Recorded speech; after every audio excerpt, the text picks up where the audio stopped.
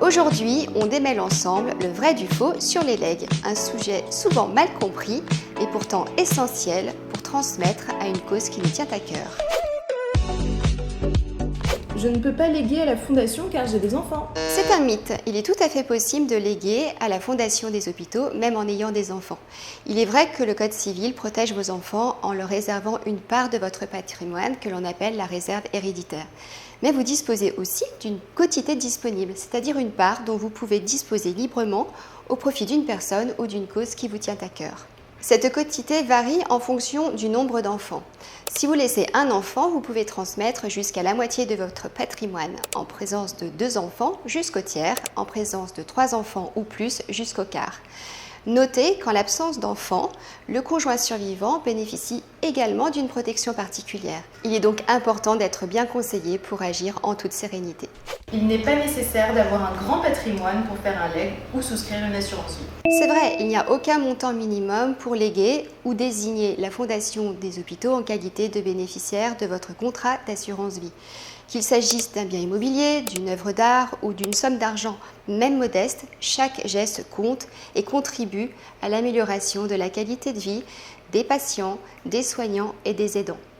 Vous donnez ainsi du sens à votre projet de transmission. Si je fais un testament maintenant, j'ai peur de ne plus avoir assez pour vivre. C'est un mythe, le testament ne prend effet qu'au décès de son auteur. Vous restez totalement libre de profiter de votre patrimoine tout au long de votre vie. Et si vous optez pour l'assurance vie, vous conservez l'usage des fonds votre vie durant. Vous pouvez donc organiser votre succession sans rien changer à votre confort de vie quotidien. Une fois mon testament rédigé, je ne peux plus changer d'avis. C'est un mythe. Contrairement à la donation qui est irrévocable, vous pouvez revenir à tout moment sur votre testament, soit en le modifiant, soit en le précisant, voire même en le révoquant, tant que vous êtes en capacité de le faire. Idem pour le contrat d'assurance vie. Un simple courrier à votre assureur vous permet d'en modifier les bénéficiaires. Bien sûr, je vous recommande vivement de vous faire accompagner par votre notaire pour sécuriser toutes ces démarches. L'argent donné à la fondation est bien utilisé et finance des projets dans les hôpitaux. Réalité, la Fondation des hôpitaux s'engage à une transparence et à une rigueur exemplaire dans la gestion des dons et des legs. Nos comptes sont contrôlés et certifiés chaque année par un commissaire aux comptes indépendant et nous suivons des procédures internes strictes pour assurer une gestion fidèle à la volonté de nos bienfaiteurs. Par ailleurs, la Fondation des hôpitaux est labellisée Don en confiance depuis 1996, gage de sérieux, de transparence et de respect de nos donateurs. Enfin, en tant qu'organisme faisant appel à la générosité du public, la Fondation est également contrôlée par la Cour des comptes.